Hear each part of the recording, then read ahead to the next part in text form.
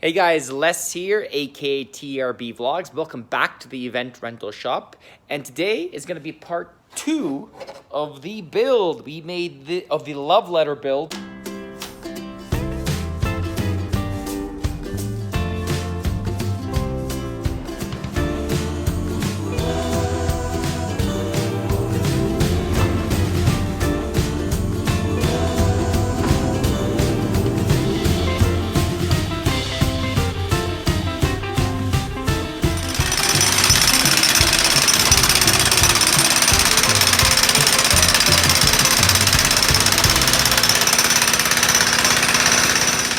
Last video we made, or at least last love letter video, we made this E together, and today we are going to be finishing it off. Step 1, I'm going to try to add a few more brad nails just to kind of make sure everything is super solid. Step 2 is going to be grinding off I think there's a couple brad nails that might be sticking off the sides here and there, so we're going to grind that off quickly. Step 3 will be filling, I think, then sanding, then priming and painting. So quite a few steps, but we're going to make these things look beautiful. Just adding a few more brad nails all around just to reinforce the structure.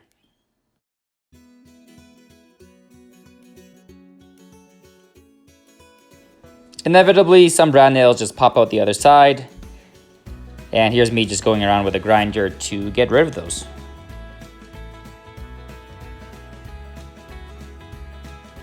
I do think the sharp edges make it look good, so I don't actually want to smooth them out too much. At least I don't think. So I'm just going to lightly sand it where it needs to. Trick, I actually already used the grinder to go ahead and smooth out a few of the edges. So you can see there, you can see that. So a few of the edges I already kind of smoothed out where the plywood was like up higher than, like where it wasn't flush. I used the grinder to just quickly, I ran it over.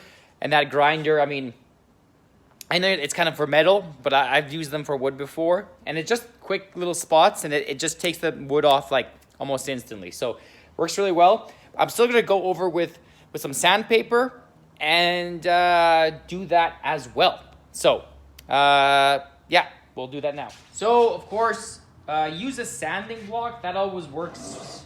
I mean, you can use whatever you want, but I like to use a sanding block. And this one will just give the edge just, because if it's ultra sharp, the paint might chip there. So this kind of just gives the edge just enough that hopefully the paint has a good surface to adhere to.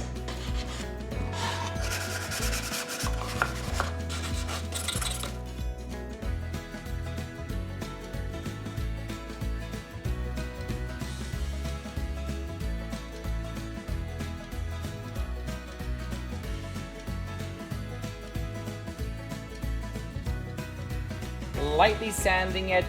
I kind of did the back edge too because we don't want the paint coming out of it. Again, if it's just too sharp, I don't know if the paint can go kind of right on that edge. Like it has a higher chance of chipping there because there's just not that much surface area for the paint to adhere to. So that's why I like to sand it. Like I said, I want to keep it sharp, which obviously it's still very sharp, but I wanted to give it just a bit of a sanding. Now you can do this by, if you have an orbital sander.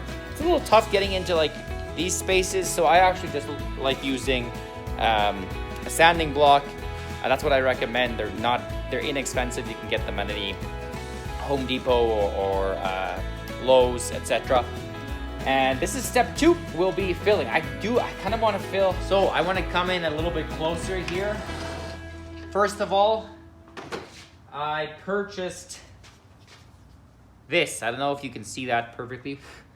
Pretty much, it's an exterior filler. I just want it to be, even though this was $20, that'll be all I need for the entire set of love letters. You can probably go for a cheaper one. This is pretty much the most expensive one that I can find, the highest quality. And the reason for this is, you know, if someone leaves it out in the rain, I don't want this cracking or deforming in any way. So I purchased this one here, and hopefully it works. I don't know. Again, we'll see in a couple years if it worked out. But let me see. I don't even know how it feels, so I'm not even sure how I'm gonna apply this. Some people apply this by hand. Some people use a little trowel. I'll see how it feels. Here I started with the trowel, but quickly switched over to my hands and fingers for applying this filler. Kind of learning as I went and improving as I went as well.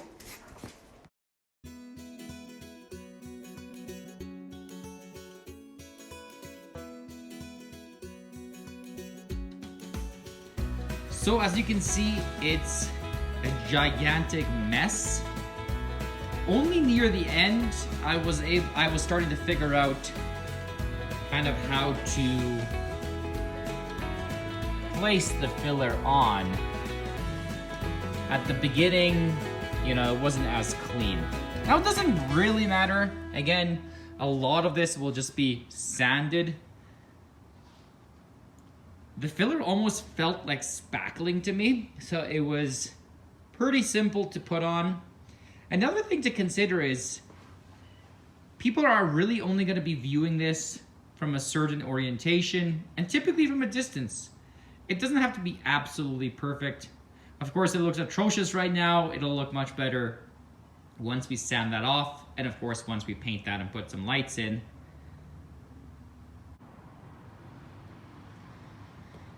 Looks like everything has dried up. Now it's time to give it a sanding and see how it turns out.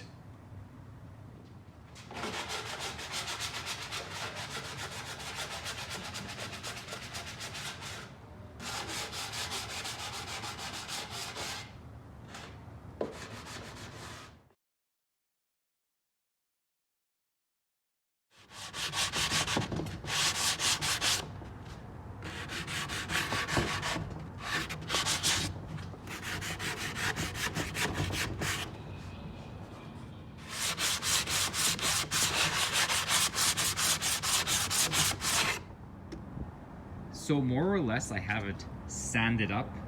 I already see a spot that I need to quickly touch up there. Oh, maybe over here as well.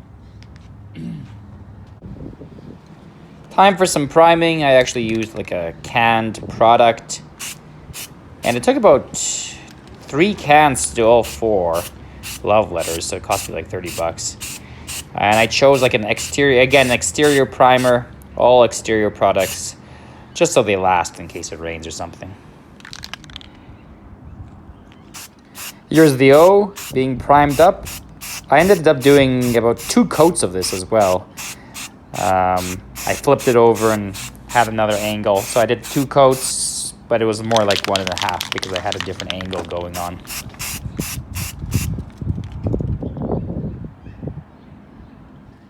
Okay, so I just started spraying it with that primer. It's not absolutely perfect, but it's starting to get there. It's starting to look pretty good. This is what I used. Now you can pretty much use everything. I just kind of found something that's looks like it can do exterior, interior. After letting the primer cure, it's time for some spray painting. I used like a semi-gloss white, or was that a gloss? I don't remember. A couple coats of that, and you're rolling. Love letters are looking okay. This is the L. Again, this is 3 feet tall, and I used this for just spraying it white. Couple coats.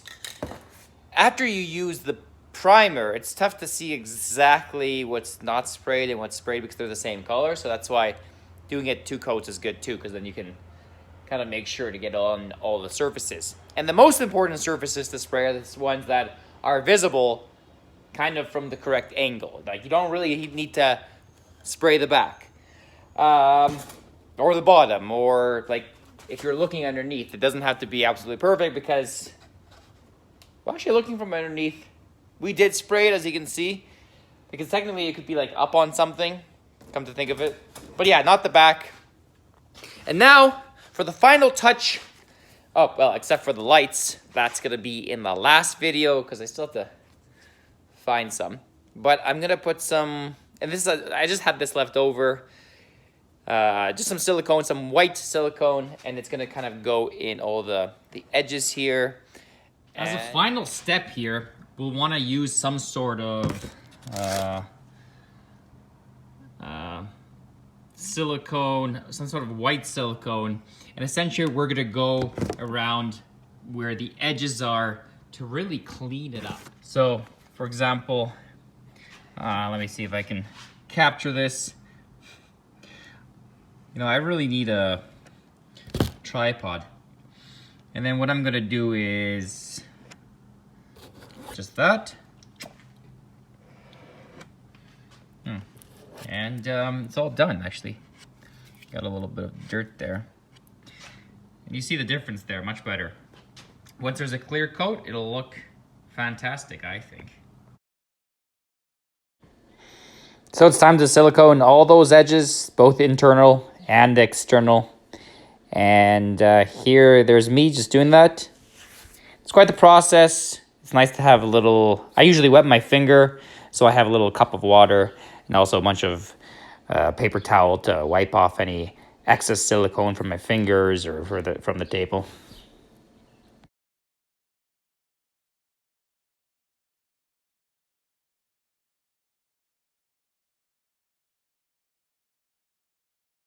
Again, everything I'm doing here is with one hand. So hopefully I can get it. Make sure the surface is clean. And one tip is that I make sure that, if I can get it to focus, is that the cut is at about a 45-degree angle on the head of this tube. Now that's if you're using one of these squeeze out tubes. So far, this has been plenty, just one of these tubes for all 4 of these letters. And yeah, about 45 degrees, and the cut's very, very small. I definitely don't want like big globs of it coming out. So let's see if I can get this filmed. Of course, I kind of want it to be the right angle, and I just do that, and that's it. Oh no, I mean, then I actually wet my finger. I have a cup of water here. I just did give a quick dab. Make sure it's not too wet. And then I will go over this edge. Kind of like that. Now, there's a bit... I don't want it to go over more than 2 or 3 times because then it starts getting distorted. But that's it. That's how I do it there. And it's that simple. How do they look? Do they look beautiful? I think these will look fantastic at any wedding, especially once we get those lights in. That's next time, part 3. And actually, I want to do a couple pre-steps for part 3, which is I want to put some carpet pads on the bottom here just to protect that edge from the ground. And also I want to do a clear coat just to protect the paint and everything. Now, I believe it's kind of better to do the clear coat before siliconing. I don't know. I don't think it matters too much, so I'm just going to do it as kind of the final step post siliconing. That silicone technically isn't paintable, so I don't know if that's the ideal situation. I think it's going to be just fine. I guess we'll see if it starts chipping off or something, but that's my plan before we put those lights in. But that's going to be on part 3. Stay tuned for that. Hopefully you enjoy. Take it easy.